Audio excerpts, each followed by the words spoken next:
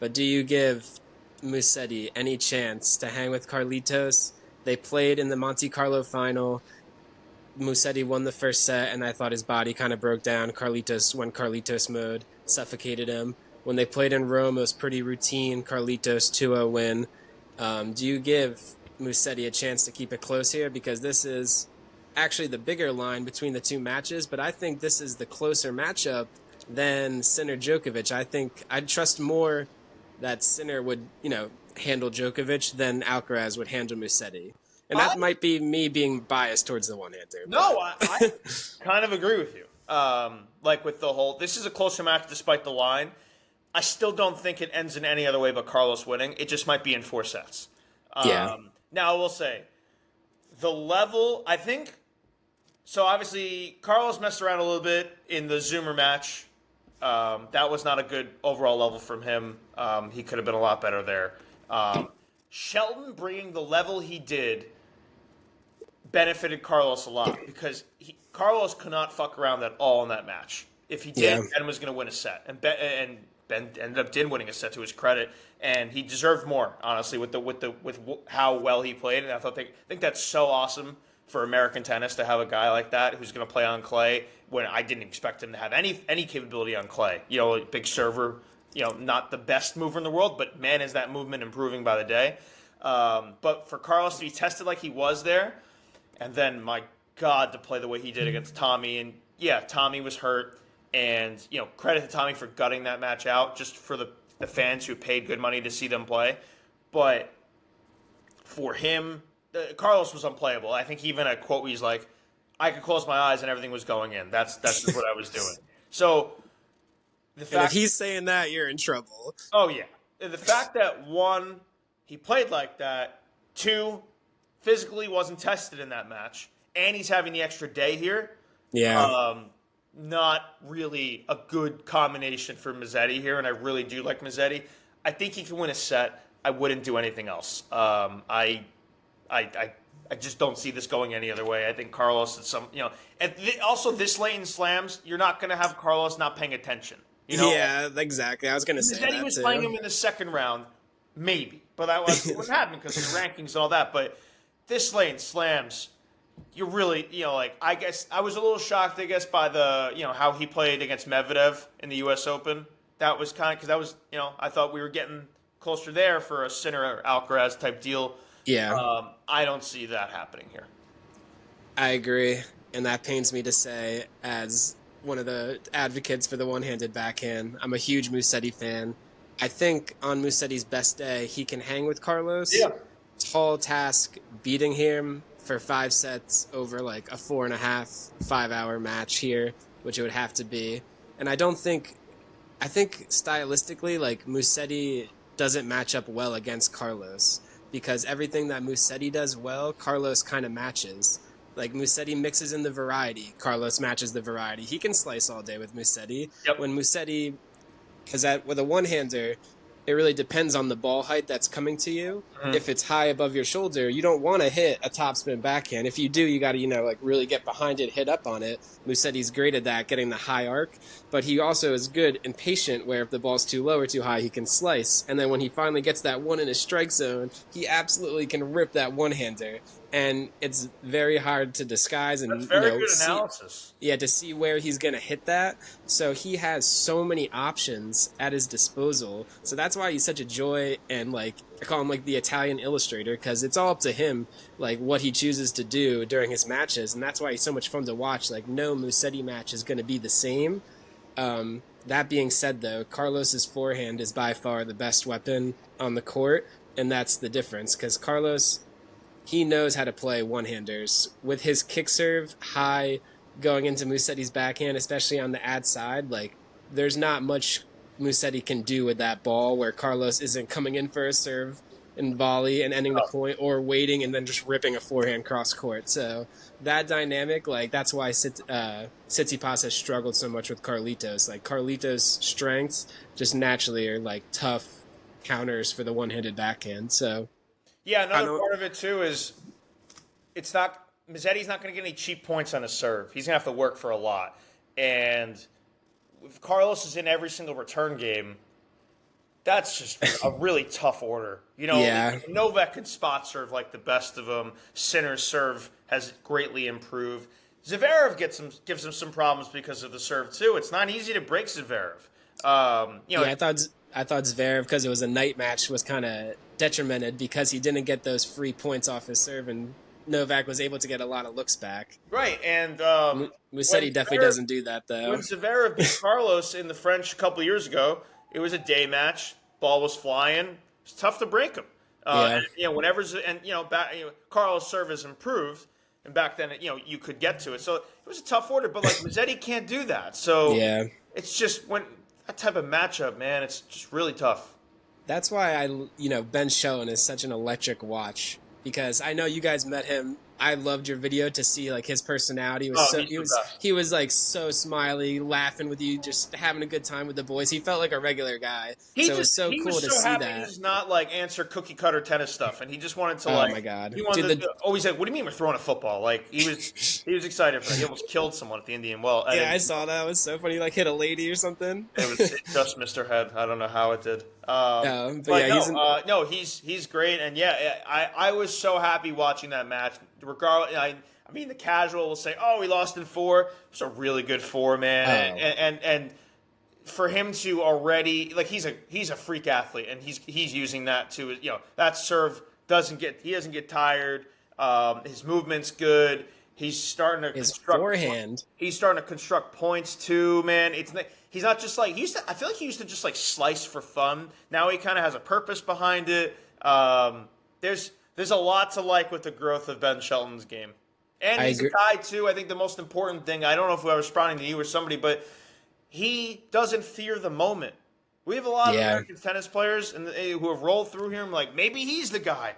They just don't elevate on slams. He elevates at slams. Like that's a nightmare guy. And I think his grass. I feel like his game is built very good for grass too, with the serve and all that. So yeah, clay's his worst surface probably. Yeah, but I feel like he hasn't had too much success at Wimbledon off the top of my head. He only made the 4th round of Wimbledon. Okay, yeah. So he can do. There's a lot. And that's probably like a low result for him with his serve, like on grass. He's leaving stuff on the table there at Wimbledon, and I think that will improve. But no, I very encouraging for American tennis to have a guy like him who can hang with a guy like Carlos on clay, because he's going to have advantages in other places. Agreed. Yeah. Ben is so exciting with those offensive weapons. That's what I was kind of thinking with the Musetti. It's kind of more like Tommy Paul playing Alcaraz, where he has to grind out long, extended points, and everything that Tommy does well, everything that Musetti does well, Carlos does better. Yeah, you're kind of hoping, those guys are hoping Carlos makes a mistake to play one more ball, where Shelton is trying to take the advantage and take the aggression. Yeah, like if they catch Carlos on a good day, there's not much they could do. It's just praying that Carlos has a bad day, so... Yep. Like, I do want to root for that match to be good. I think Musetti definitely gets a set. Just he's such a good player. The improvements he's made on his serve.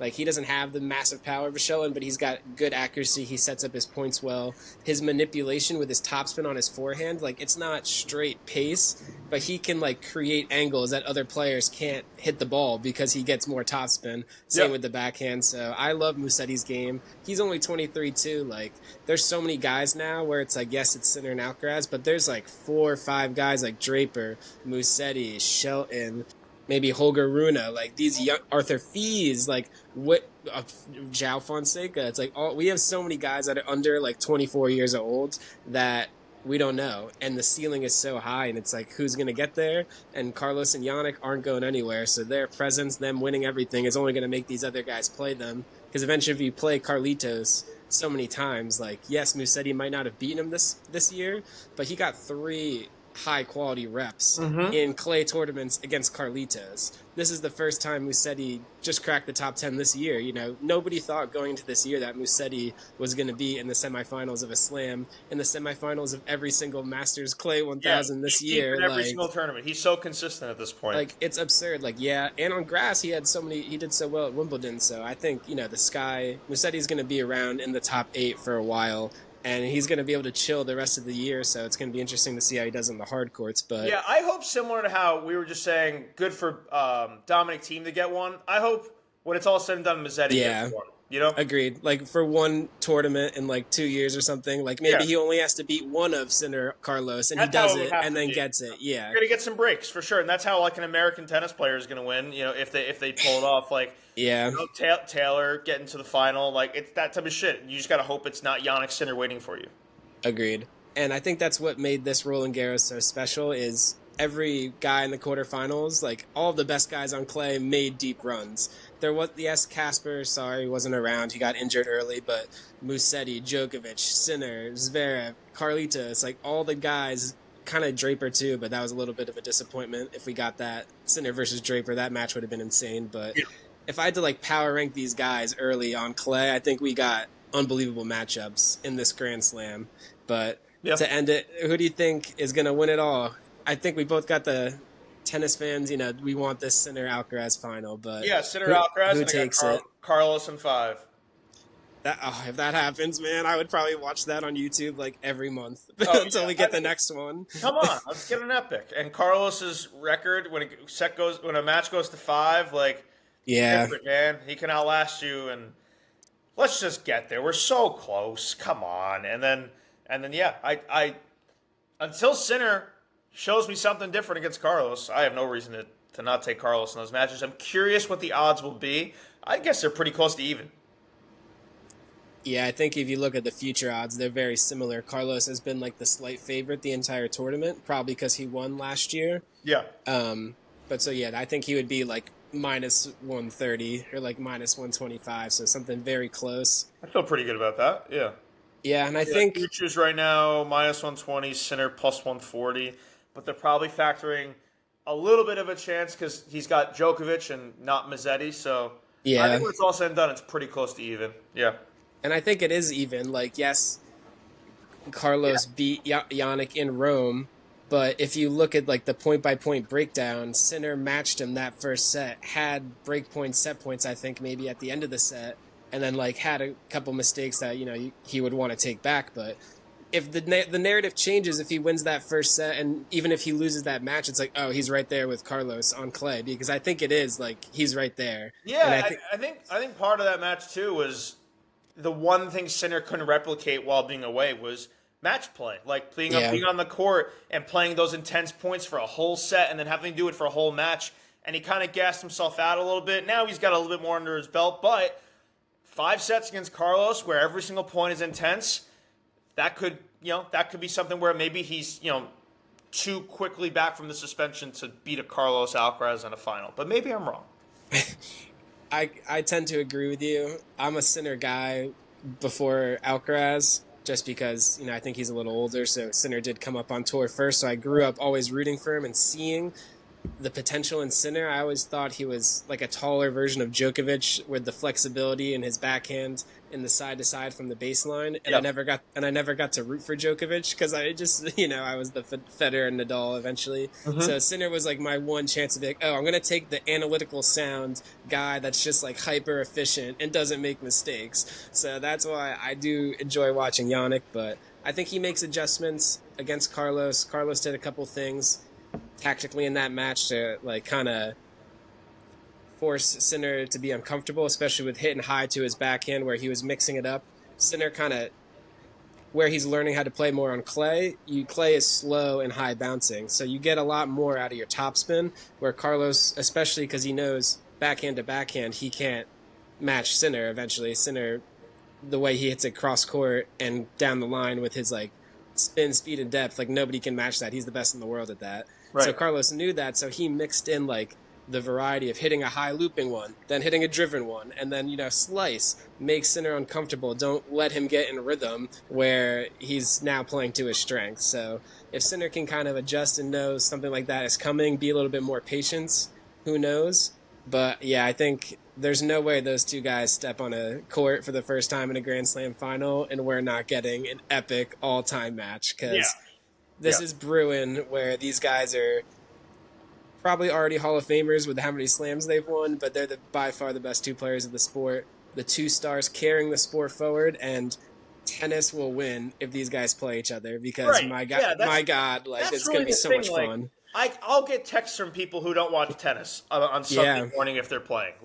And I think it really helps. Now, granted, in the previous French Open, it would be on NBC, so it's easily accessible. But I think the TNT aspect has really helped. Like, Agreed. it's people who watch the NBA, big playoff games are on TNT. People know what channel TNT is basically. Yeah, and they're advertising the French Open on the NBA playoff games because if you're they're marketing it. It's unbelievable. They're like, yeah, it's a dream. And honestly, I don't know if you watched. I'm sure you have on Max, but I've been watching on my phone. It's really easy to watch on Max, man. Yeah. It varies.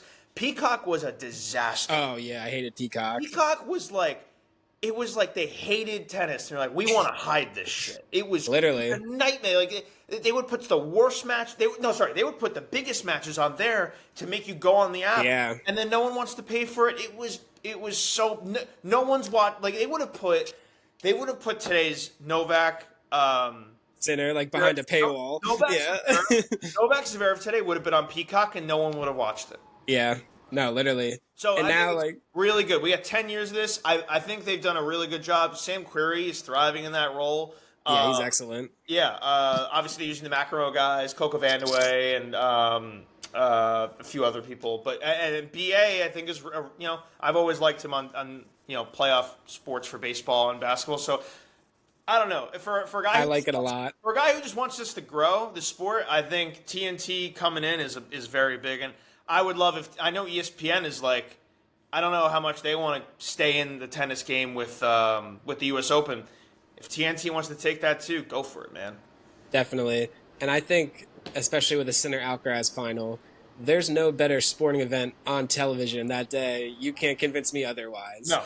Like that's where I think Red Sox Sunday Night Baseball, but guess what? We got 12 hours in between, and the Red Sox suck. So yeah, true. I know you're a big baseball guy. I don't really watch too much baseball because I'm so focused into tennis. Yeah, no. I mean, the Yankees Red Sox this year will not be as important as Carlos Alcaraz Jannik Sinner French Open final. Yeah, tennis would for sure win that day. That match will be at 9 a.m., 10 a.m. Yeah, that's what the thing is too with tennis is that it's especially unless it's like the U.S. Open in the summer, it's played like majority of the matches are in the morning, so they don't even conflict with the American schedule of the sports going at night. No, Sunday morning people are looking for stuff to watch to get them get in their day. Like, that's why people put on golf. I'm gonna wake up, I'm gonna have some coffee, sit back, and watch 4 hours of these guys just killing each other. Perfect. Oh yeah. Yeah. And it's always entertaining, and like as you get exposed, you can learn more about the players and get invested in the sport. Yep. So I love tennis, man. I play it like twice a week. We watch every day. So especially post college, like there's not many sports you can get into and play lifelong. Tennis is one of those things where it's like a social aspect. You meet friends that play tennis, you get better. We all play, meet new people. So I love the sport. This has been a great Grand Slam. Yep. I think Carlos is going to win probably in a 4 or 5 set classic, like you said. Love it. I don't think Sinner's right there, but it's been great talking to you. Thanks for coming on. But yeah, man. Yeah, very good analysis. Like you obviously play very, very often, so you know the ins and outs. Like I watch a ton. Like I might be one of the only people in the world who subscribes to TC Plus and pays like $150 a year to watch all the matches. Like I'm always watching, and that's how I learn. And I've known these players, of course, but like like where to hit the ball and where you can watch a match and analyze it. So I learned from this. So I appreciate it. No, definitely I do. I loved talking with you, and I definitely got to do this again because this was a blast. But I'm also a little lucky because one of my best friends is a high performance tennis coach, and he has trained some of the top recruits like in America. Like the one guy's like Michael Zhang. He's like literally top like 10 in the country for college right now. He was like one of the people that trained him. So he like has hyper dissected, and I play with him like once a week. So the amount of information I've gotten from the people around me, because I grew up around the sport, got into it later in life, but no matter how good you are or how good you think you are, you could always learn more. And even guys like Federer, Djokovic, Nadal, they were always trying to get better, which is crazy because you think like these guys have perfected it, but that's why you like it. You can never stop playing. But amen to that. I love that passion, man. That passion's that shit's gotta. We need more people like that. That I like that a lot. Definitely, man. But great talking to you. Definitely want to have you on. If you ever need me to call into Pick Central and talk some tennis, let me know. Feel free. Lines are always open. Yeah, definitely. Great talking with you guys. Subscribe if you keep doing. Go follow Hubbs, Barstool Hubbs on Twitter.